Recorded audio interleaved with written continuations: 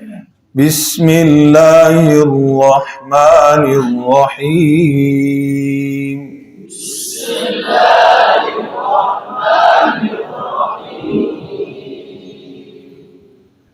کتاب کا سبق صفحہ نمبر 29.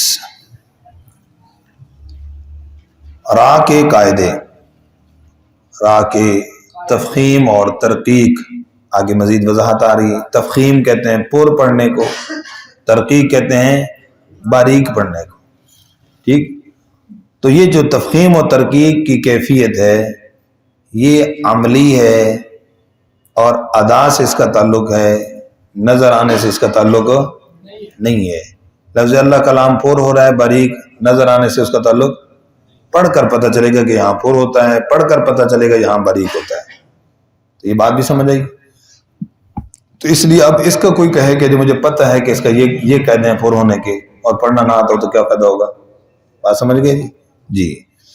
تو دیکھیے را کے پر پڑھنے کی صورتیں صفحہ نمبر 29 پہ.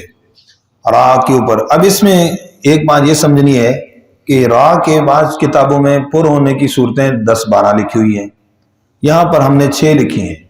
یہ 6 صورتیں معلم التجوید، فوائد مکیہ اور جزری کی ترتیب کے مطابق یہی 6 ہیں.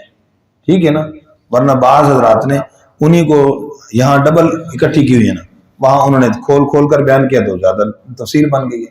تو اس لیے پریشان نہیں ہونا کہ وہاں پر زیادہ کیوں ہیں یہاں پر کم کیوں ہیں، تو کوئی ایسا اختلاف نہیں ہے.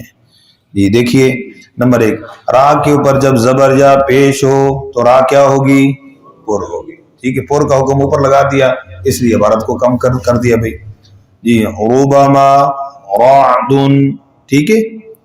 اچھا اب دوسری صورت بعض میں جو دی ہوئی ہے مشدد، تو اب مشدد کی ہم نے مثالیں دے دیں لیکن لکھا نہیں، لہذا مشدد ہو یا غیر مشدد ہو زبر پیش ہونے کی صورت میں کیا ہوگی، تو لہذا آگے دوسری بات لکھنے کی ضرورت نہیں سمجھی. سمجھ گیا جی. جی نمبر 2، را ساکن سے پہلے جب حرف پر زبر یا پیش ہو تو را کیا ہوگی؟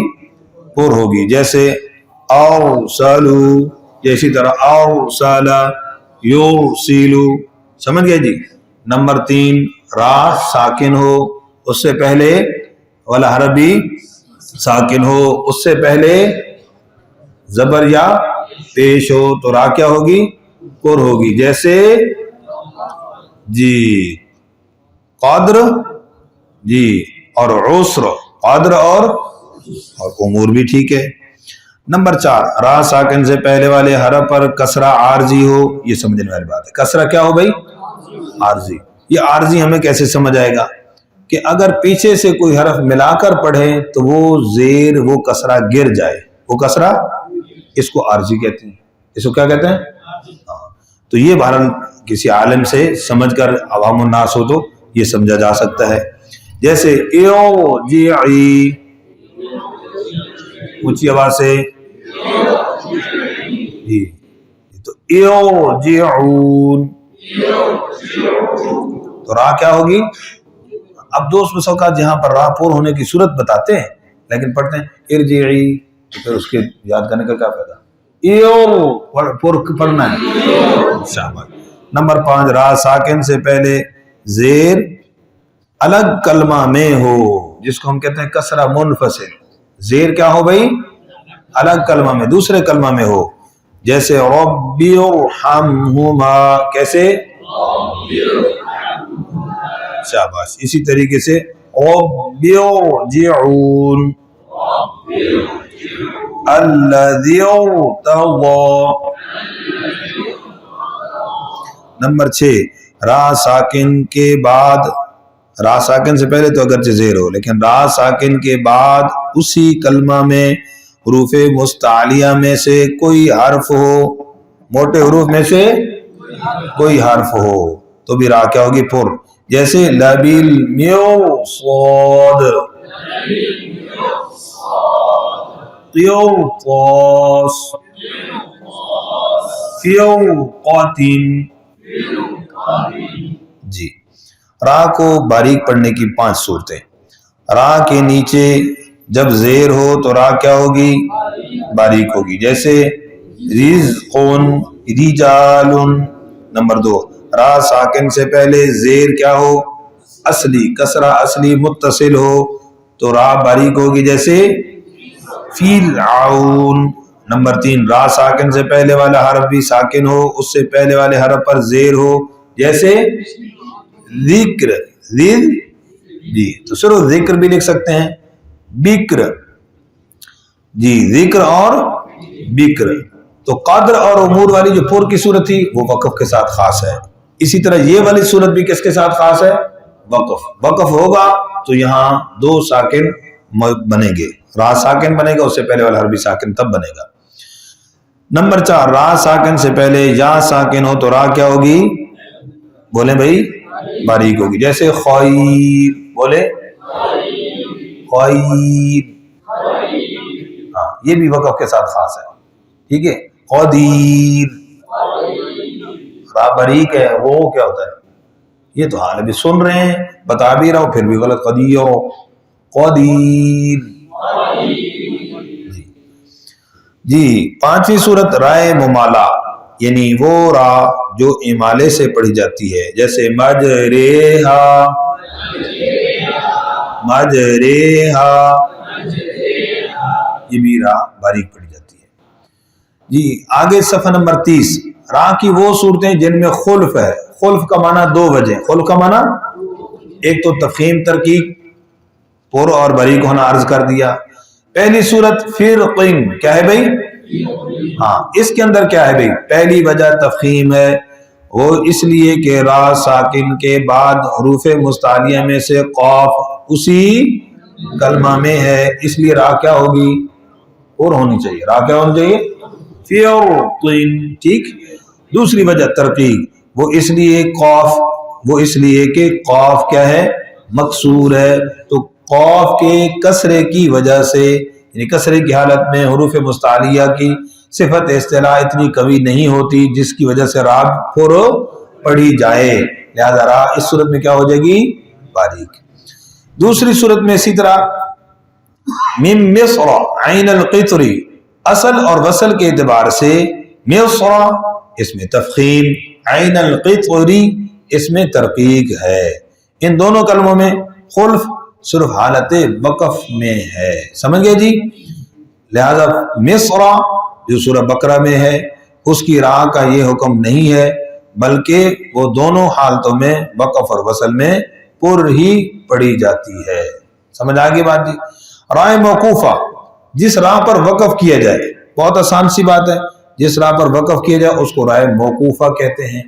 اب وفاق کے امتحان میں یہ سوال آتا ہے، رائے موقوفہ بالاشمام کا حکم بتائیے، ہاں جی، تو پریشان ہو جاتے ہیں الفاظ کو دیکھ کر نا، ہوئی کتنا مشکل سوال آ گیا۔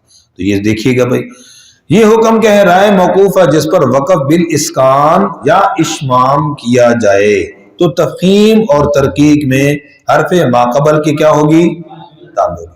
اسکان اور اشمام کا ایک ہی حکم ہے، کیونکہ اسکان میں بھی حرف را ساکن ہو جاتی ہے اور اشمام میں بھی را کیا ہو جاتی ہے؟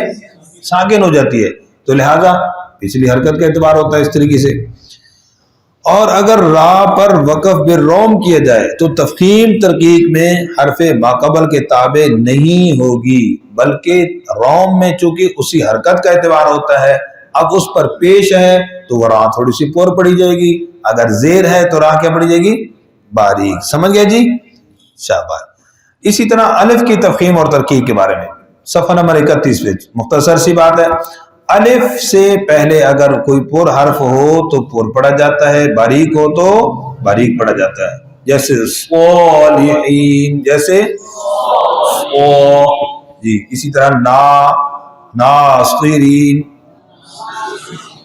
جی۔ خلاصہ مفخم حروف 10 ہیں، 7 مستعلیہ جن کی تفخیم دائمی ہے، ہمیشہ پر پڑھے جاتے ہیں، 3 شبہ مستعلیہ یعنی الف لام را، ٹھیک ہے، جن کی تفخیم کیا ہوتی ہے؟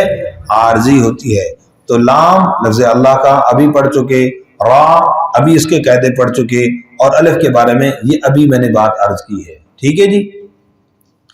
تم یہاں ایک بات یاد رکھیں کہ پر الف کے بعد سبب مد پائے جانے کی وجہ سے مد فرعی ہوگی، جیسے قوف، صاد، تو اس الف کی مد آخر تک پر ہی ادا ہوگی. بتا چکا ہوں نا، پریکٹیکل بتا چکا ہوں، اب کتاب کے اندر بات آ گئی.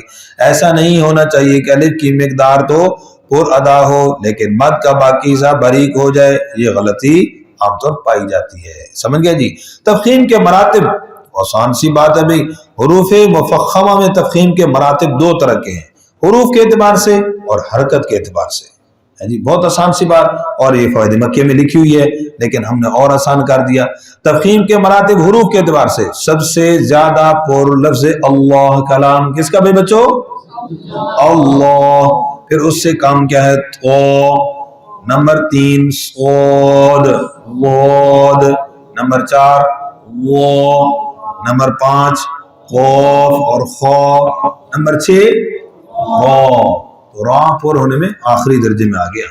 تفخیم کے مراتب حرکت کے اعتبار سے آخری بات ہے بھئی، حرف مفخم میں سب سے پر حرف وہ ہوگا جس کے بعد الف ہے، جیسے قال قال. نمبر 2 پھر وہ مفتوح جس کے بعد الف نہ ہو، جیسے جی. نمبر 3 پھر مضموم جیسے محیط جیسے. نمبر 4 پھر مکسور جیسے کیسے جی. تو رہا ساکن مفخم حرف، وہ ماقبل کی حرکت کے تابع، جیسے یا قو، جیسے یا قطعون، تو وہ پہلے والی حرکت کے تابع. لہذا قرآن کی تلاوت کرنے والے کو چاہیے کہ اپنی ادائیگی میں تفخیم کے ان مراتب کا خیال رکھے. ایک ضروری تنبیہ، تفخیم میں اتنا مبالغہ نہیں کرنا چاہیے. اب یہ غلطی پر توجہ دلا رہے ہیں، تفخیم میں اتنا مبالغہ نہیں کرنا چاہیے کہ اس میں واو کی آمیزش یا واو کی صاف زیادتی معلوم ہو. یہ غلطی عام طور پر پر حرف کو پڑھتے وقت ہونٹوں کو گول کرنے کی وجہ سے ہوتی ہے. قولا کو پڑھتے ہیں قولا. ٹھیک اسی طرح ترقیق میں اتنا مبالغہ نہیں کرنا چاہیے کہ اس میں یا کی آمیزش ہو کر امالہ ہو جائے، جیسے کانا، جیسے کانا. خلاصہ یہ کہ تفخیم اور ترقیق میں افراط اور تفریط نہیں ہونی چاہیے. راہ کے قاعدے بھائی سمجھ آ گئے؟ ساری تفسیر کے ساتھ عرض کی ایجاد کریں گے انشاءاللہ. پریکٹیکل جہاں بھی آتا جائے گا انشاءاللہ آپ کو یاد دہانی کراتا جائے گا. جزاکم اللہ خیر.